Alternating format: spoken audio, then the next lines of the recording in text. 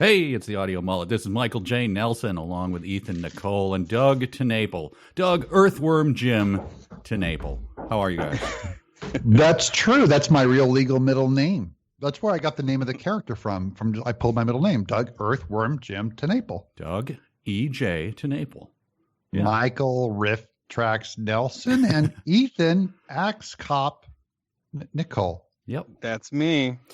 And this is the show where, like a mullet, we talk about unfashionable things that are actually very cool and that we should all be sporting, but only Doug ever does sport a mullet. But should we grow them for the show? I'm all for it. I'm fine with growing an audio one.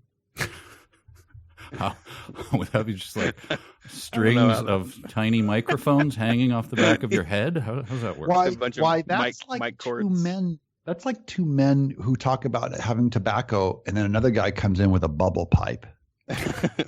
Vaping.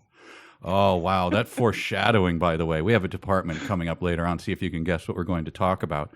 But, Bubbles. Yes. Bubbles.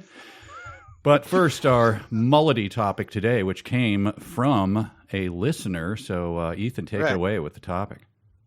Yeah, so we've finally gotten some feedback from listeners, and this comes from Hiroshi Paradox. That's his name. He asked on Twitter, and by the way, you can follow Audio Mullet on Twitter at Mullet Audio. That's us. Huge. Hiroshi asks, the art world seems to have a problem with faith, but do you ever feel like the church doesn't appreciate or value or approve of arts other than music? You ever feel like an outsider among Christians because of the art that you create? So there we go. We're going to touch on art, faith. It's an easy one for me because I don't create art, so I can back out of the conversation. Let the artists take over. Out. Professor Doug, what say you? Curious, Oh, yeah. Oh, yeah. I've been an artist my whole life. So anytime I'm in the church and I'm doing arts, I'm just normal. And I never got I always thought it was yet another kind of slander against the church that they hate art or are bad at it. I just think it's another insult saying Republicans are dumb, Christians are dumb and not creative. We three are as much a member of a church as anyone I know. And we're three of the most creative guys I know. So maybe we're the template. But I would agree sort of generally that there is, because we've talked about it amongst the three of us before, that the sort of, I don't know, what do you call it? The sort of gutter of art where you just hang Christian around it, because it's lame, it's downstream, it's not even B or C, it's like D art, and but it's Christian. So I get at least where that, where Hiroshi Paradox is at least trying to point us.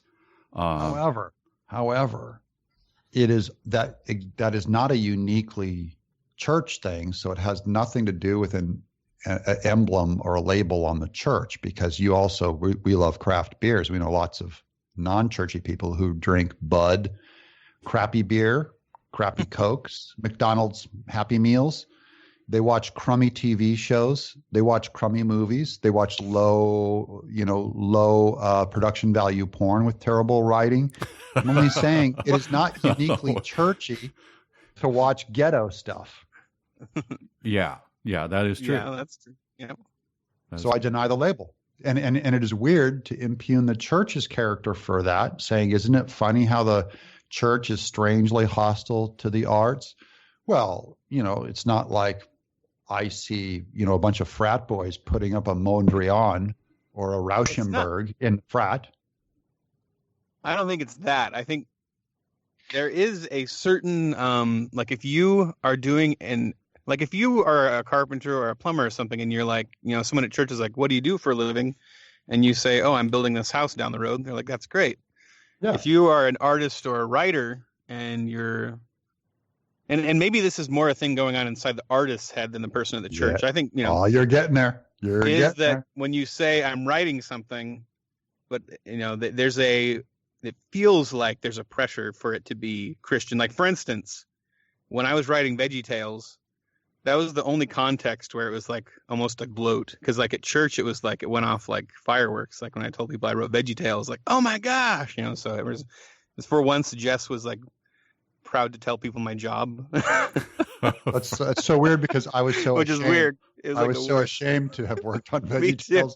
In every other context. And I wasn't even at the church. I was like, well, when you see it, you're going to hate me because we've completely changed it. Well, no, because I would have people in my own brother. He was singing the Hairbrush song 20 years ago. I didn't know what the hell he was talking about because I never watched VeggieTales. So he'd come to me and go, "Oh, Doug, I heard you're doing the work of the Lord." He's like, "Where is my hairbrush?" And I go, in my mind, I go, "I'm so ashamed I'm doing this. And now my brother actually seems dumber to me. And now I even feel dumber, like I was caught looking at porn." You're on this porn thing. Yeah. So for me, it was never a sense of the Christian-y thing. Was never a sense of pride. Yeah, but it seems like you're saying two things because you're denying that that thing exists in the church, or maybe you're not denying it exists, but like there does seem to be a favoring of, which I don't hold against the church. I think that's one area where it helps me survive as an artist in the church, as a generally pretty snobby person. I've just set that aside because I just accepted that like there's just a lot of people in the church that really like kind of the manufactured Hobby Lobby, cheesy radio station, Chick-fil-A kind of like manufactured stuff. Like, Mike, are you buying that? That's uniquely churchy or ignorant of the arts? Well, I think there's a legitimate suspicion of, and when we talk about the arts, I mean, a large part of it, it's sort of a shifty term. We're not talking about fine art. A lot of times people assume you're making, the fire hose of cultural garbage. You're just a tiny stream. You're a drop in that.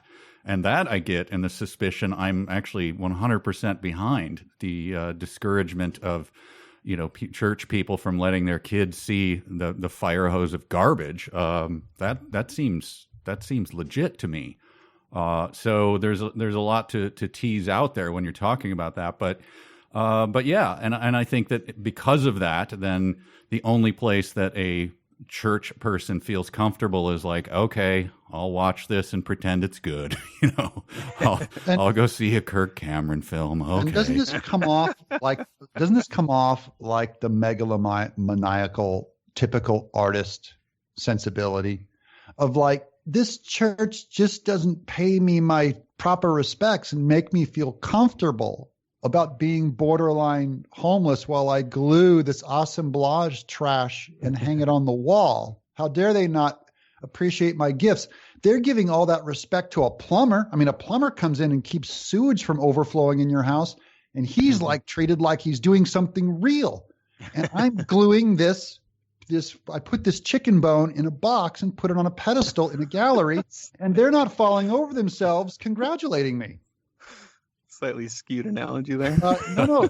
I'm making a point that I think this whole thing is based on the artist's over-aggrandizing and self-importance of what he's doing over something very practical like plumbing or swinging a hammer that does get rightful respect from the church because it's so useful.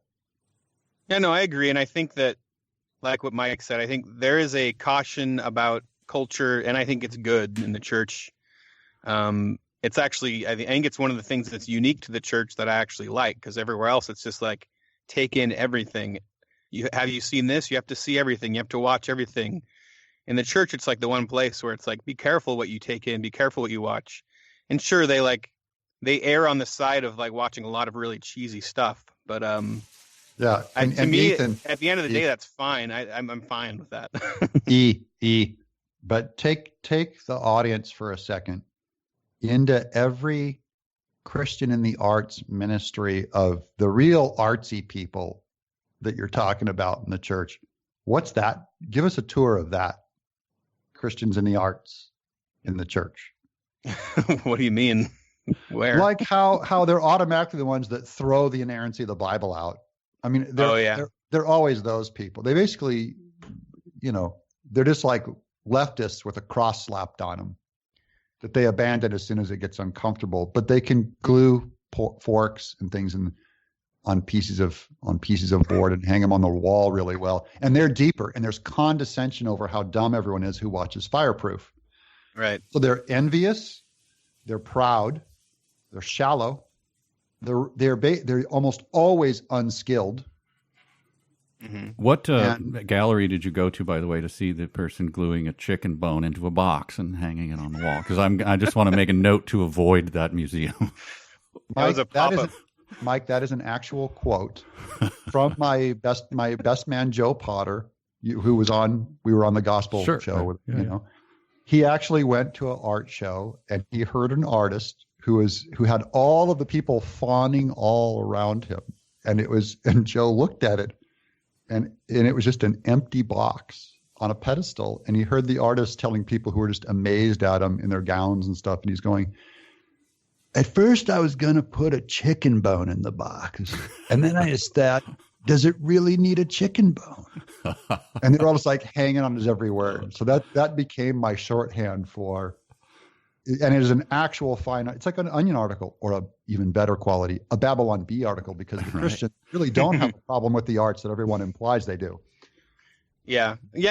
It's weird because I think it's also that there's, just marketing wise, there's like playing it safe. And I think that within the Christian culture, it's safe to always put out the Jesus label slapped on it thing. And that's what sells. But it doesn't prove that Christians are that shallow. Like Babylon Bee is a great example.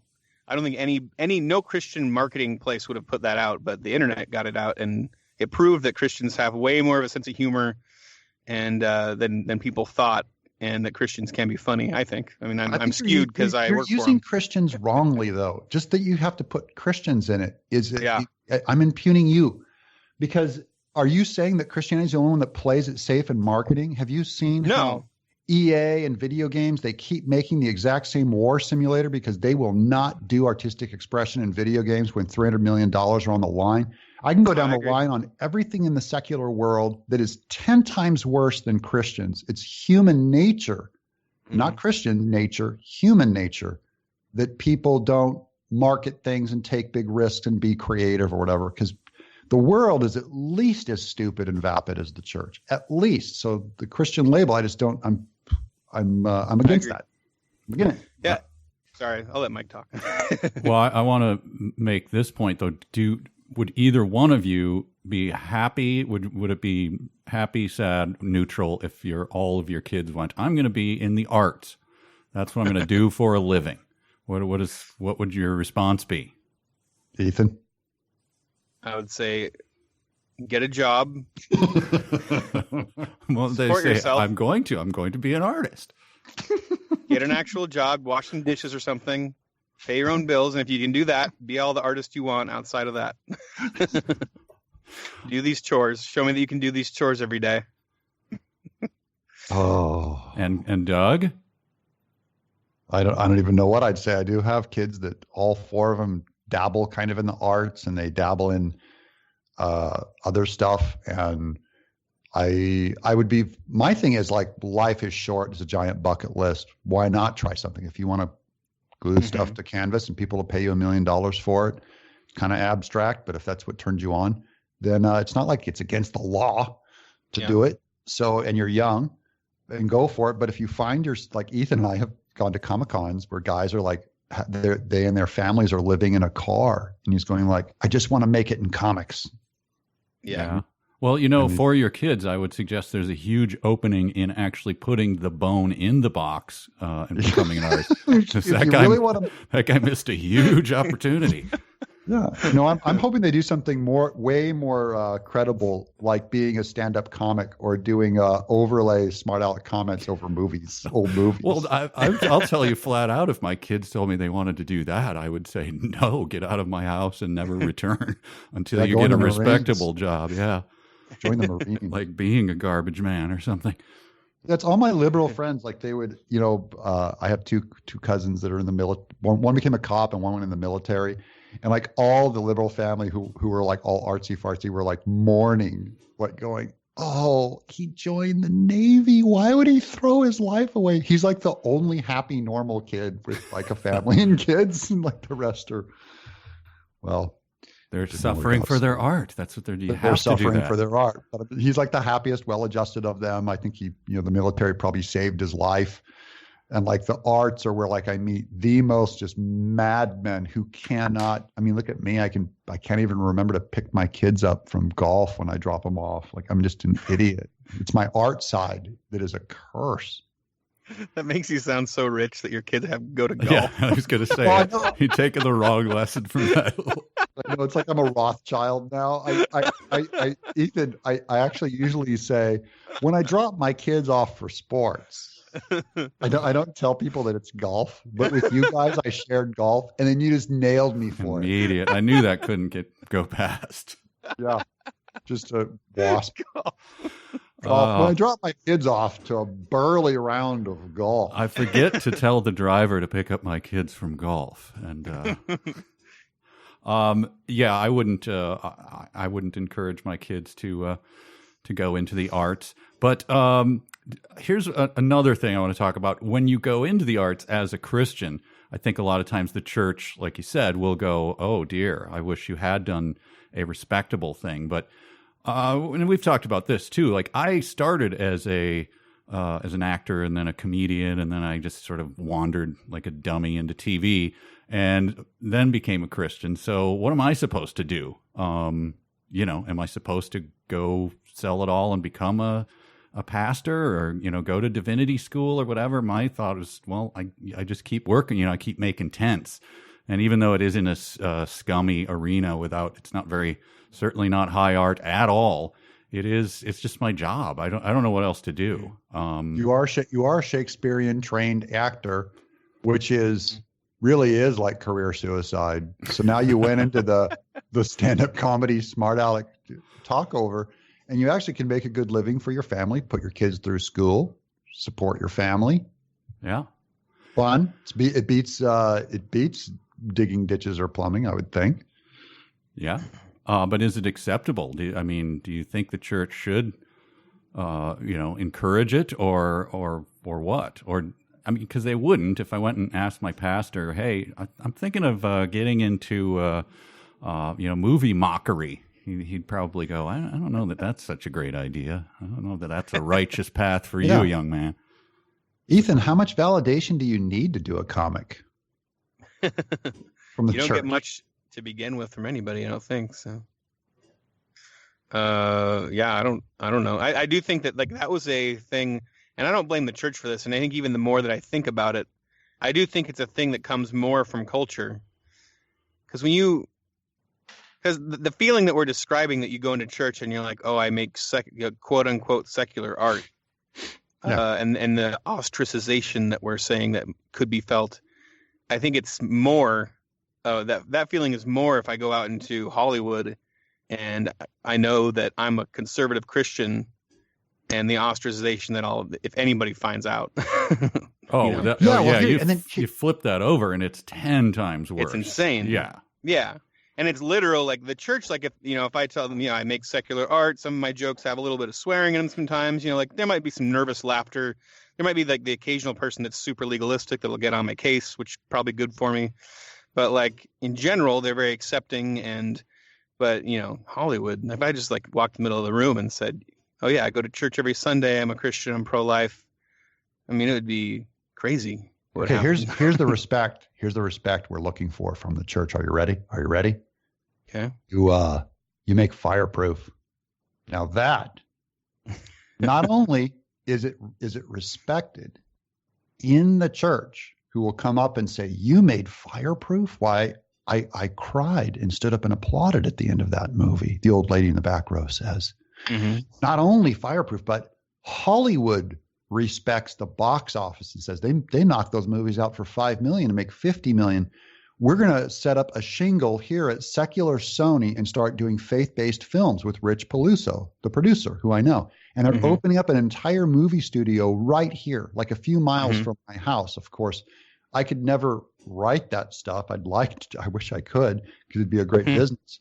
But then the church would fawn all over you as a star for making God Is Not Dead too. Is that what you're looking for? Because I'll bet the guy who asked the question about, is the church hostile to the arts? No, the church loves the arts. Well, love that mass media, big business. God is not dead. So everyone's happy, right? We're not gonna make fun of anybody now, right? You got the respect. I think that's. Can you glue more plastic forks to boards and make saw and eraser head? Can you make an eraser head, black and white French noir, so we can respect you more, Christian? No, I think you make a good point. I think you would be, but but again, this is just sort of when we're using the church in many different ways. The people that you and I know in our church, that is the collection of humans who we greet every Sunday and sometimes Wednesday and whatever, those people wouldn't be, because they're your friends or they're marginally your friends. They wouldn't bat an eye. So if it is that attitude is coming from anyone, it's sort of a generic group of scolds, which I don't think that I've actually met. But I don't know, maybe you have. I think it's that. And it's just the unique form. It's this, and I think it is a question all artists should ask themselves if they are, if they have faith, like, is there a message I can, art's powerful. Is there a message I can put in this? Is there something that I've got here? And I think it's just a pressure that's on you naturally when you are a person of faith, because you are going to make something lots of people are going to read. It's going to present ideas to them. And it's going to tell them something, and maybe the point is just to make them laugh, or just maybe that's it.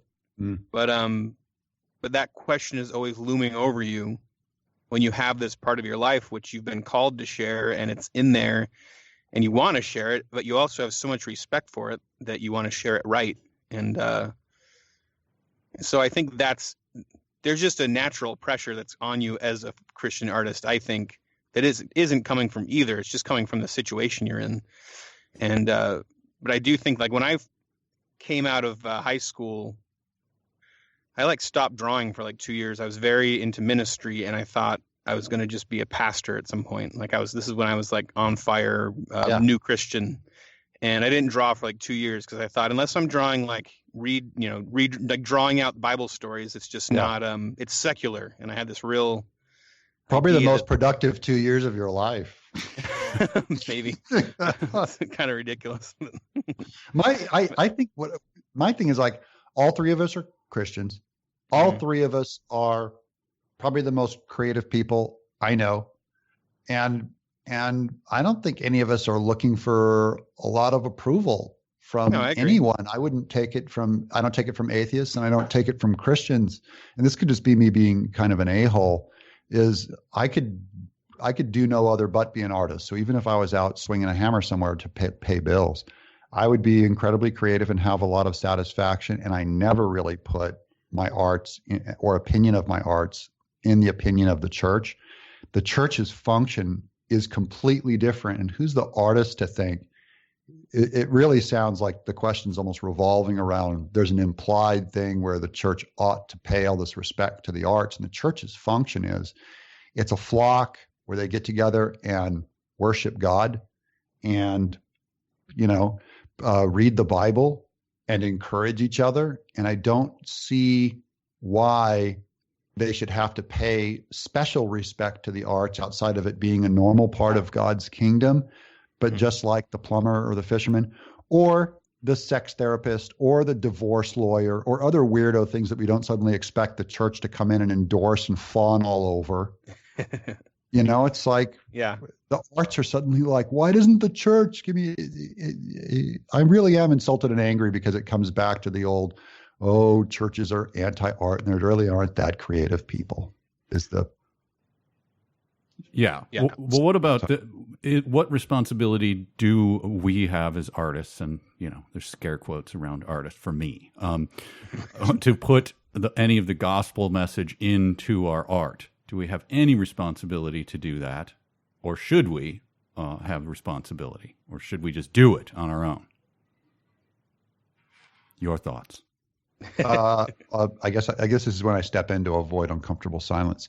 Go ahead, Doug. I would say, in all things, we give praise to the Lord. So when I'm drawing, I remember that line in Chariots of Fire, which is a trash movie, Chariots of Fire, when he says, when I run, I sense God's pleasure.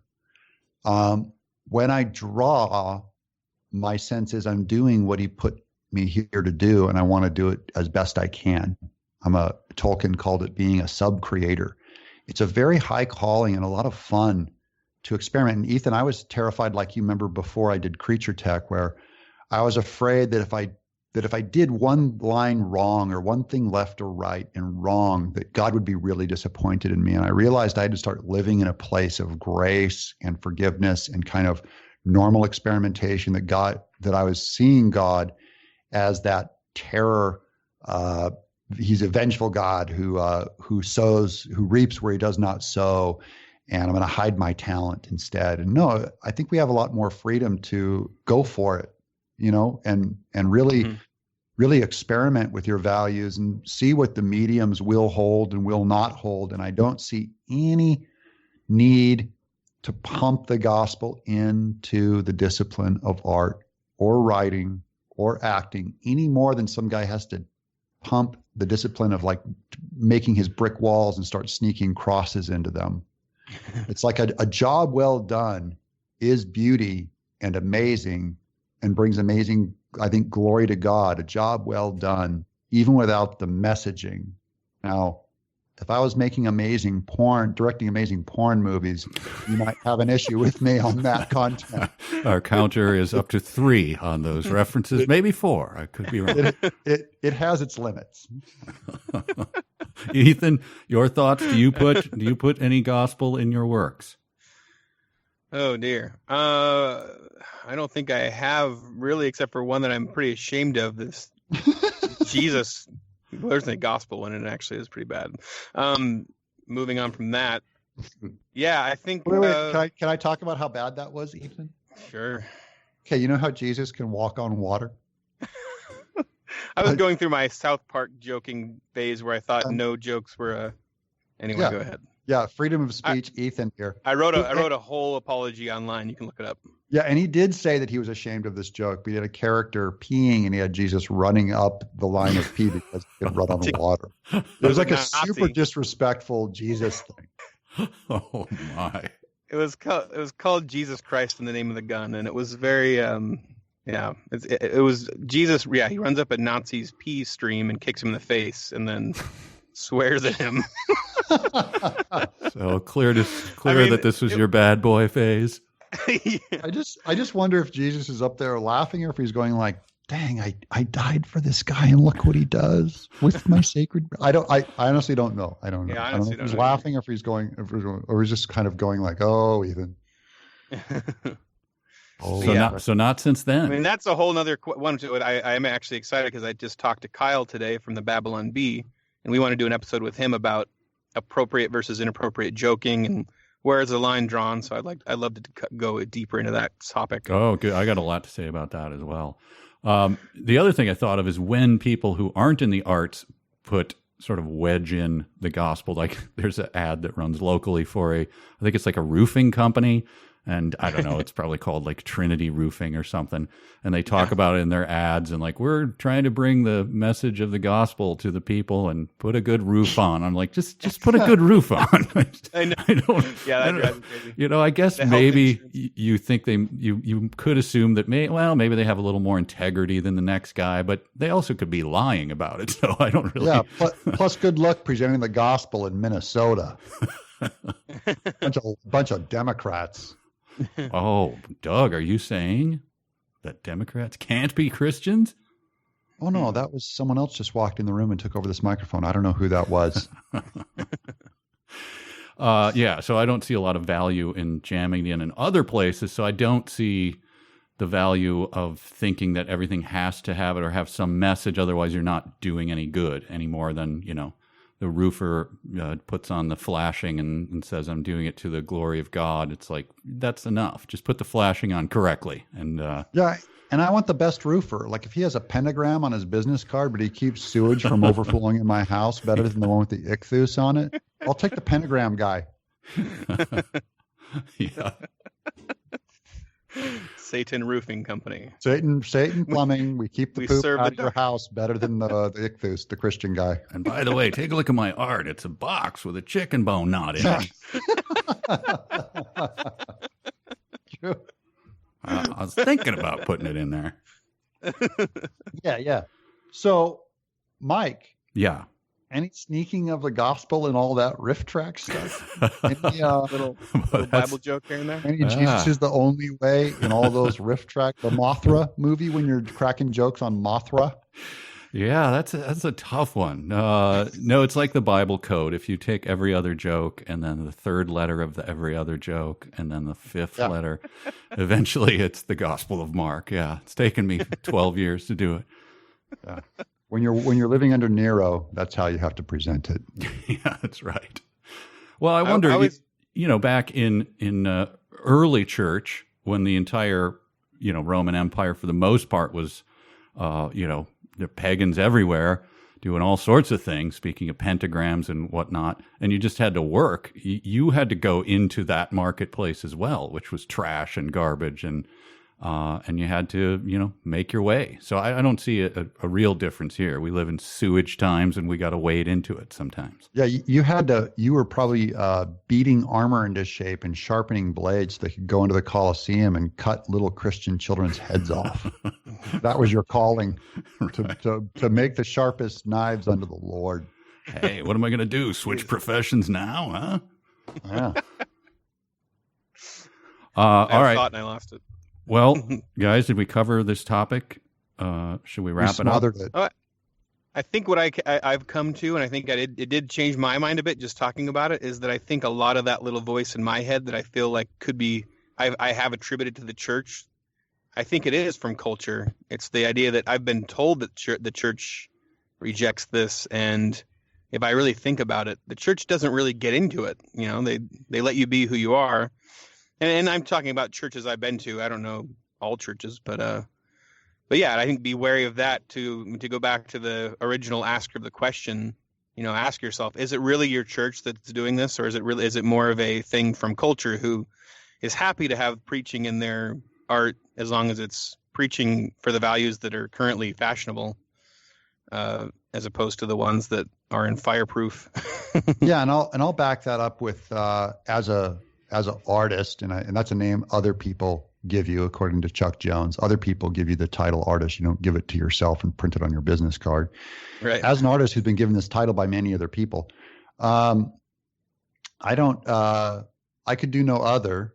And really an artist needs to know himself well enough to not need the validation of others to really pursue just making great art and going for it. And I think a lot of artists almost don't believe that they're artists, and they need other people telling them too much. I mean, I could do no other. I challenge anyone to question my art integrity, and in fact, if anything, I question my own more than anybody, because I can't carve Michelangelo's David or make Mozart. So, yeah. You just brought up a good point, Doug, and I want to ask you guys this. Ethan, when you tell someone what you do, let's say the barber chair kind of experience, what do you say? How do you lead? So you got the day off. What do you do for a living, young man? What do you say? I always let out like a long breath and then try to figure out how to put it into words. You must have an elevator pitch by now. I kind of do some writing and drawing and whatever I can do to make money at the time. So I draw some comics. I write some satire stuff. Just whatever I can come up with, and that's kind of that. And then it's very vague, and they look at me weird. And do they have? What's their follow up then? Like, oh, that's very interesting. At least you're doing what you love. And I'm like, I do that little nervous laugh. My hairdresser always says, hairdresser. My hairdresser always says, hairdresser after you drop your kids at golf. Yeah, after I drop my kids up to golf, my beautician says, I collect severed Barbie heads in the basement. I have 5,000. And between the two of us, they have more respect. No, I tell them I make video games, comic books, and TV shows, and made for Happy Meals and cereal boxes for a largely artistically illiterate culture that likes flashy moving robots with very thin plots and get down and eat. And then your beautician stops asking any more questions and cuts your hair in complete silence. They say, you made Earthworm Jim. Can I give you something free right now? That was totally my childhood. It's the Mystery Science Theater guy, right? Mike. Yeah, well, I don't. Give her name drop. No. Yeah, how do you answer this? Oh, you guys, I've refined this over the years because how am I going to explain what I do? It's impossible. And if they know, then I'll just have the experience Doug is talking about. If they don't know, then I'm just a weirdo in their chair. So to cut off all further inquiry, I've come up with this. I'm a content provider for a small internet company. And then that sounds like you make missiles for Japan. You could do anything. You could do porn. Well, yeah, but there's no follow-up because it sounds so dry and boring, and I'm trying to, so they're not going to. But are you such a star, Mike, that you just want the conversation to go away because you don't need to? You don't need the cultural credibility. They're like when someone's on an airplane, you just want to keep to yourself. You go, look, I'm a content provider for an internet company. Yeah. Well, if she's really hot, then you go like, I made, ever hear of Mystery Science Theater? Yeah, and they go, wait, are you Joel? That Joel guy? He's so funny. He created that thing. You'd be surprised how many people say when you say that, it's usually, if it's, dug out of me with a shrimp fork, I'll finally say, well, this one show, blah, blah, blah. Oh, Mystery Science. I'm a friend of Joel's. And then my follow-up is always, oh, when's the last time you saw him? Gosh, it has to be 25 years ago.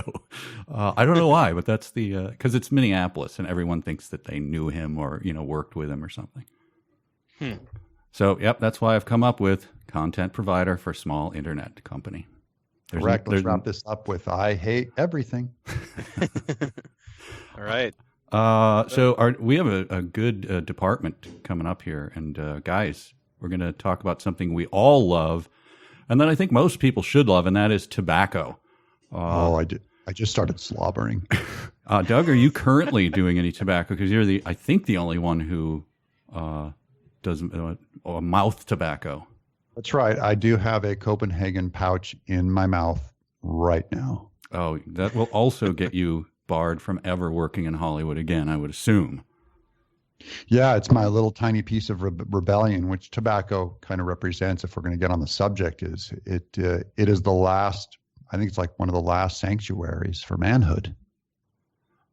Ethan, what are your tobacco habits and uses? Currently, I use tobacco as a writing stimulant.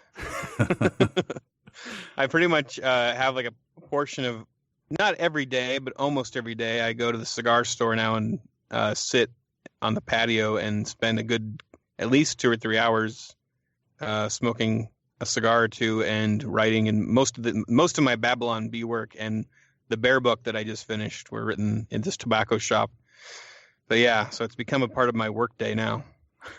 My usage is fairly sporadic now. I used to smoke a ton of cigars, but I just don't, because my wife didn't like to get anywhere near me when I smoked them, but she didn't mind pipes, so I switched over to pipes. And then I found that my favorite pipe was a corncob pipe, and that is clearly something you can't do in front of other human beings. So I would only smoke when I was alone. But when I would have searing headaches, which I've had for 30 years, like one headache continuously for 30 years, but it goes up and down in intensity. Smoking a pipe was the only thing, because, you have to breathe really slow, and it's like this meditation, and then you're just smelling this delicious smell. And you got to keep it lit. Yeah, and it's kind of this work and focus, and you kind of have to concentrate, especially if you use mild tobaccos, like unflavored tobaccos. You kind of have to concentrate to get those nice tastes out of it. So, to me, it was like a lifesaver for not hanging myself over having a terrible headache. So I love it. Yeah, I like. I'm sorry, Ethan. I like the relaxation of the pipe. It's been a while. We're starting our Chesterton reading group again this month, I think, and we'll be breaking out the pipes and a lot of cigars too. I'm not a big cigar guy. I have a ton. Ethan, you smoked 2 in a row. I don't. It's been a long time since I've smoked 2 cigars in a row. And I'm running tobacco through me. Like, I don't spit, guys, the chew. I'm swallowing everything. What? Wait a minute. From morning till night, I'm running Copenhagen, all my saliva through my pouch. Really? Is this something that anyone else does on the planet? My father. Really? Yeah. I thought it was, why is there such a thing as a spittoon then? It's for newbies. No, this is a shocking revelation to me. Wow. Oh yeah, I'm running it through me, buddy. It's coursing through my veins constantly. So is it even possible for you to get one of those nicotine buzzes? I wouldn't even call it a buzz. It's a nicotine sickness. I've had it maybe twice. I turn absolutely green and just want to kill myself. It's the worst. I do from time to time do it. And if I get overstimulated, I will instantly get the hiccups and I know it's time to take the pouch out for a while. Wow. While you're doing the Copenhagen, I mean, well, when you smoke, I assume you take the Copenhagen out to smoke. I have smoked a cigarette.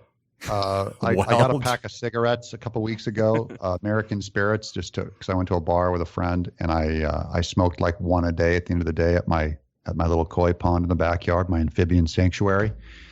And I would do a cigarette with a chew pouch in my mouth. Wow, this is. Boy, some of your habits. The non-hand washing is one, quite a revelation, and always chewing tobacco and swallowing it has got to be even more shocking than that. But you introduced me to the snuff, Ethan. Have you had some of the snuff yet? Where Michael introduced me to snorting tobacco up my nose. Yeah, we were together. We met. Yeah, when we went to Mike's house for the first time, he introduced snuff to us with the little. You stick it in your little thumb hole, snort it up. Yeah, it's like, so. Hey guys, it's check so this good. out. That was another thing where I was like, I mean, I don't know if I ever would have done it if it wasn't Mike Nelson telling me to do it. I was like, oh, it's Mike Nelson. I gotta do this. Yeah, I gotta run this tobacco up my nose. It's like being in 8th grade at the bike racks. Mike's like, hey guys, come here. He pulls it out of the bag. Hey kid. First of all, eat this slice of pig's head. Might have been the same one, right? Pig face. Yeah, pig face. I actually didn't make it to that, but you guys sent me a package of pig face to try out. Philip brought it when I was his roommate, and I ate it. And I didn't know that you were supposed to eat it cold. I tried to cook it, and it just like melted into this like blubberous mess. Yeah, it's like a head cheese thing. You're supposed to, sort of sandwich and mustard kind of stuff. But yeah, snuff is weirdly refreshing in a way. I know that's a weird thing to say about tobacco, but you can get flavored ones, but even just a regular one is like, it keeps you going. It is the most mullety thing yet, I think, don't you? Snuff. That's going back to like the founding of the United States, the snuff. Yeah, we also wear powdered wigs. People they can't see them, but we're all wearing powdered wigs right now too. I do affix a beauty mark to my upper lip before I do my snuff to get my pinky out. Your beautician does that for you, I would hope. Yeah, when while I'm in there, if they want to throw in a beauty mark, they know it ups their tip. And we're both big Elton John fans, and he's a big beauty mark guy. I remember reading that there was snuff boxes like installed as part of the architecture, like all over. I think it was the Congress or the Senate, like that was, it's that prevalent, like that ubiquitous back then that so many people did snuff that it was part of the architecture of the original. I think it was Congress. I can't remember which one. It's true. The founders, and they were like passing laws against like doing it too much in public or something like that because it made them snort and spit or something. It was so ubiquitous. Wow. This is non-tobacco-y, but speaking of that same subject, everybody at that time had a barrel in front of their home and an entrance or a home, and they just chuck the apples in there, and then it would just sort of turn into Applejack. And it was just known that if you were just a friend, neighbor, just walking by and you needed a nice shot of Applejack, you could just dip your cup into that person's barrel and just take a nice hit of alcoholic Applejack. I love that. Times were better. Yeah. Wow. So Times great. were better then. Rotting apple? Yeah, there were apple trees everywhere, so that you just pick them up and just throw them in there. And so it was just sort of constantly turning over and it was already fermenting all the time, so you could just drink it almost always. Does that sound great or what? They all ate like a pound of pork a day. Yeah. and just total alcohol consumption was what kept them alive. It was basically alcohol and pork. And snuff, man, can we go back, guys? I know. What happened to America? What happened to us, Mike? George Washington demanded at all of his meals that he have fish, fowl, and beef. and he would throw a tantrum at his chefs if they didn't bring out all of them for him. But how effed up would he think of us, Ethan, if he saw us now? What would Washington say? If he saw what he founded, he'd be like... Just be weeping. No. Like they're just playing Candy Crush all day now on their phone. Their kids are all on phones. He's like, man, I whittled my own damn teeth out of a piece of hickory. And look at you a-holes. Yeah, what a bunch of sissies. He's sitting there looking at us. He has a powdered wig on. He's like, they're a bunch of sissies. There's like the Captain Crunch coat on. They're a bunch of sissies. Yeah, I shake my petticoats at you people. This is you guys. Yeah, he's got the knicker, the tights on with a little buckled shoe. Just laughing at us. He's looking at himself like a biker. He's like, these guys are soft with their ironic T-shirts. Look at these. They dress like bums. Look at these guys. Oh, that'd be good if you could wear an ironic T-shirt that George Washington would actually get. You know, you look at it and go, that's pretty good. I like that one. Yeah, something to do with vineyards or something. It's still making his own whiskey. Oh, yeah. Just imagine how hard it would be just to even get the ingredients and put it all together, like to get the sugar. You know, you're just like, it was like, that's all you did with your life. There wasn't a big, Netflix series. You didn't have to catch up on Breaking Bad. And somehow he had profound thoughts. Well, you know that they've been doing tests and they're really, really hard to map like the general strength of males in the population, but there is a simple one. It's like hand strength. So it's just a little thing they carry around and check. And that's been just plunging in the last 20 years. Most guys can't squeeze together one of those things. You know, they can barely tear a piece of manila envelope. It's like, that's too much. What I'm curious about with tobacco is, like, how did you guys get into it originally? Like, how did you start into it? Did you have parents that did it? Like, what was the original fascination? Well, my dad was a chain smoker most of my life, so I was always around that. And I was raised in Denair, the San Joaquin Valley, next to Turlock in California, so it was always rednecks. I remember being in 7th grade and, like, all my buddies were chewing. So I didn't start chewing till I was probably 10 years ago. So I was probably in my mid-40s when I started chewing, always with the pipe.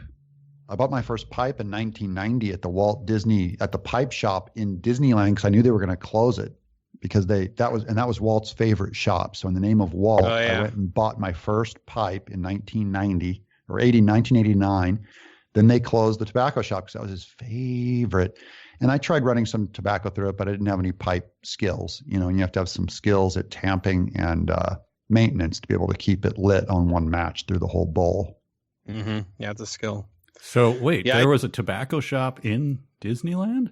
On Main Street, bro, next to the candy shop. You'd go in there. There was pipes and tobacco and barrels of pipe everywhere. I mean, and that's back when you could smoke throughout the park, of course. And I would just get my big old pipe and walk around with I'm like Walt. I'm walking through Main Street with my pipe. Wow. I tried to buy one at the time, but I was actually 9 years old, so I couldn't. Fascists, bunch of fascists. I think we when I was a kid, you'd hear the rumor that you could take the corn cob, make the pipe, and you can, and then you smoke corn silk. The dried stuff at the end of the corn husk. And I think we attempted that. And of course it was an utter failure. It's horrible. But I don't think I started smoking. In high school, I did a chaw of Red Man and of course launched my cookies all over the place. I threw up repeatedly over that. That is garbage tobacco. It looks like it's good because it's like the whole leaf, but they soak that stuff in so many sugars. It's just, I tried it. A couple of years ago. It's revolting. But I got into it, to be honest, it was probably during that first cigar craze. This is probably 92 or something. And, just a guy bringing over cigars and you go, hey, I forgot that we're guys, we can do that. And so I started then and I've just been smoking ever since. I did cigars in 2004 on Cat Scratch. I remember going to a cigar shop and the guy let me into his secret Cuban the Cuban area where when they trust you, they give you the keys. and I would get Monte Cristo Churchills for, I think they were $20 each. So I waited till payday to get one. So that was 20 years ago, 25 years ago. Wow. I was doing cigars pretty regularly. 2004. Yeah. How long is that? 15 years ago? I'm not good at math. I'm an artist. That's about when I started. My story is kind of connected to Doug, I think. It was when I was on the forum as a little wee Doug fan on Doug's forum on his website. And you kept talking about how cigars are so great. And that kind of was like triggering this in me. My grandpa used to smoke a pipe and cigars. He'd always have a cigar in his mouth. Even if it wasn't lit, he was just chewing on it. Like he'd go into a restaurant where there's no smoking and he'd constantly be, the waitress would be going, sir, you can't smoke in here. He's like, I'm just chewing on it. I'm chewing on it. Wow. He just had this chewed up cigar just soggy in his mouth. And my uncle talked about, go ahead. I'll give you my uncle story. Okay. Save your uncle story.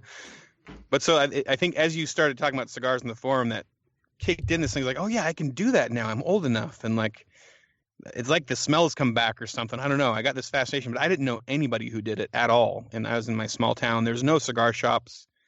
So I remember when I got really curious, I was like, I really want to try a cigar, and I want to try a real one, not like a Swisher Sweet. I want to go find a real cigar. There's a fancy golf course about a half hour out of town that like all these stars come to. So I go out there, and I'm just like on this golf course trying to find anybody. I find this guy, and he's like, I go, do you guys sell cigars here? I heard you sell cigars. He's like, he looks around, he's like, come here. And so I follow this guy down all through all this like whole pathway. He takes me out to a tiny office in the back. He opens up this humidor. And he hands me a punch, like a nice big punch. And I'm like, oh, man, thanks. How much? And he's like, just take it. And he goes, we're low right now. But and that was weird. So I was like, okay. So I left and I went and I sat in my crummy little car. It was like a $200 car at the time and smoked this punch. And I got sick as hell. Like I was just laying on the couch or on the bed, just stomach down, green face. And you went through puberty. Yeah, it started me. On the path. That fancy golf course. That's where Doug sends his kids to get their lessons. Yeah. Oh, my poor kids. My poor kids are they're so nerdy. They beat themselves up. What's your uncle's story? Yeah. Story. My uncle, he just would tell me the story about his butcher who would break a cigar in half and put it in his bottom lip all day. And he had a stroke, so that all he said was like, while he's chopping meat, there's a ooze of brown going down onto the meat while he would prep it. I just love that story. That's gonna be you. That's gonna be you, Mr. Cha, all the time. Yeah. Looking forward to my first stroke. There's a good side to it. I'm gonna start doing Rorschach tests on my comic book pages. Why does all his meat taste better than all the other meat? My wife, her mother was told during one of her pregnancies to smoke more to keep her weight down. 4 out of 5 doctors. Yep, it was right in the sweet spot of the doctors recommending. But that's the first time I've ever heard them actually compelling you to smoke. Yeah, and wanting you to keep your weight off. Like, look, stay trim, even though you're going to wail out on this pregnancy thing. Have some cigarettes to keep trim. You don't want to disappoint your husband. Yeah, those guys were, high priest back then too. You didn't dare disobey them. You do whatever a guy in a white coat tells you. Yeah, that was that was science. Just like, it's like today too, science. So final thing, since Doug is the only one who does chew, would you just recommend, what chew should I go for? Is it just, what is it, Copenhagen?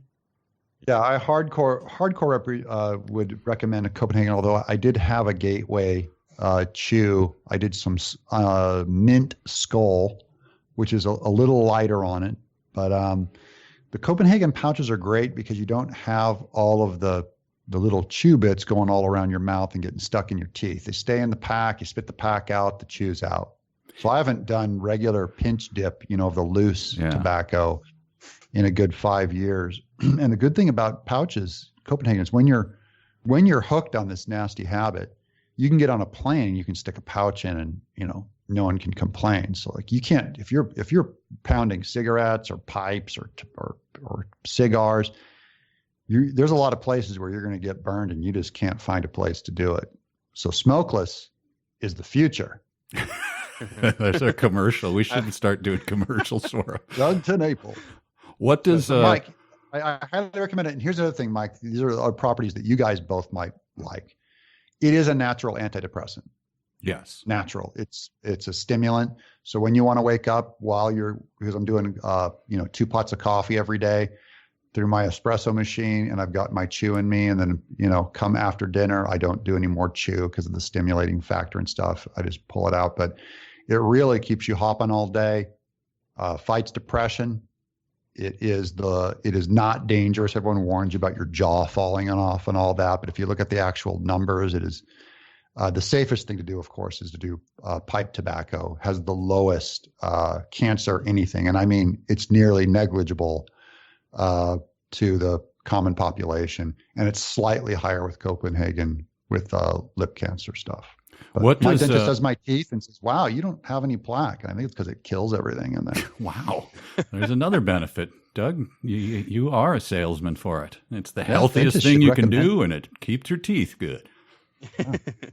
What is the doing of Skoal versus Copenhagen in the redneck chewing community? What is does that say anything about you? Is there, like if you're drinking light beer versus, I mean, Skoal's for children and Copenhagen's for. Okay. That's what I thought. Adults. All right. Okay. Copenhagen unflavored. It's a copper top. You will get sick on your first one, but go easy. You just put it in for a couple minutes and start. And it does have an odd kind of taste to it. I mean, when I first tasted it, it tasted kind of like earthy or even manure-y. And then after a while, first thing when I get up in the morning, I'm slamming that thing in. So what you're saying is... Sorry, go ahead, Ethan. Sorry, I have a quick chew story from Doug. It's actually, it's the little packets from an experience with Doug. We were at Barney's Beanery in Hollywood at an event. And we were in the back where everybody smokes. And there was nobody around, and there was just this can of chew sitting on the table, open. Nobody was with it. Yeah. And so Doug just walks over and pulls one out and just starts and puts it in his mouth, and then offers me one, some stranger's chew. And being the go along with guy I am, I did it. Oh, what was your experience of it? Did it taste like manure, but it kept your teeth clean? It was weird and minty, and it felt like because I couldn't get the idea out of my head that the reason it was left there was because somebody had spat on it or sneezed all over it, or something was wrong with it. Yeah, soak it in ketamine.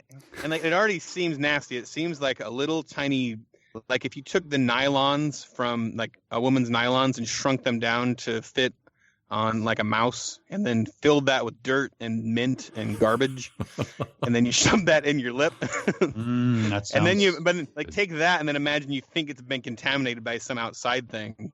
That was it. So it was just awkward.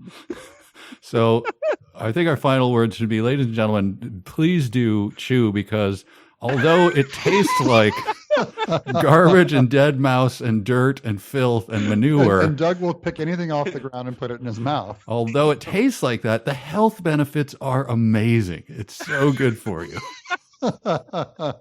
So that's our final word, guys. Anything to wrap up this edition of Audio Mullet? I'm just happy, having a good day, and I'm blessed to be with you guys. Oh, I would like to quickly throw in, because we are a new podcast. Thanks to the couple people that have put reviews up on iTunes and stuff. But if you feel like doing it, if you've enjoyed the show, please throw it up there. It's really one of the only ways people find out about the show, I think, because sharing it and stuff, because we're not really doing anything else to get the word out there. We share it on our own social media here and there. But so, yeah, help us out. If you enjoy the show, tell your friends. Well said.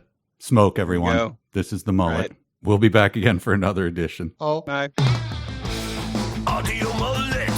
A mullet of audio smashing you in the face. Audio Mullet. Short in front, long in back. It's a fact. It's the Audio Mullet. Now.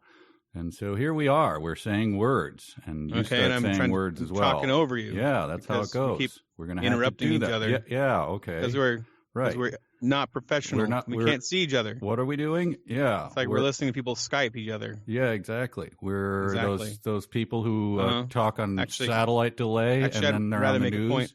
I'm trying to talk here. And oh, okay, all right. I think that's enough. I'll send you it. It sounded, it seemed to be okay, but as okay. I say, I'll send it out, and then I'll call you both back. Okay. All right.